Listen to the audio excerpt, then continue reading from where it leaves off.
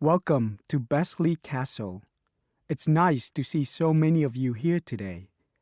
Before we go in, I'd like to tell you some information about the castle, the things to see and do, and the facilities available to you in the grounds. We'll do our best to make this a truly memorable visit. Now, the castle grounds are quite big, and we don't want you to get lost. So I'm going to give you an idea of the layout.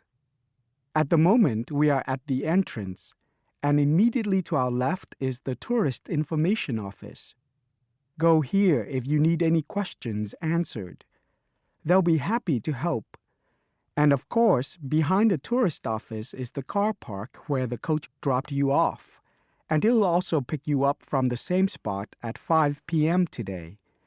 In front of us are the water gardens. If you stroll through, you get to the North Bridge, which is the entrance to Besley Castle. Take your time and enjoy looking around the castle. There's a lot of history steeped in those walls. As you leave the castle via the South Bridge, you'll be greeted with the sight of roaming deer. During the day, there will be scheduled feeding opportunities where visitors can get involved. However, we do request that you do not feed the deer outside these times. To the right of the deer park is the Castle Museum, and behind that is our award-winning restaurant. It's a relatively new addition to the castle grounds, but is fast gaining a reputation for its food.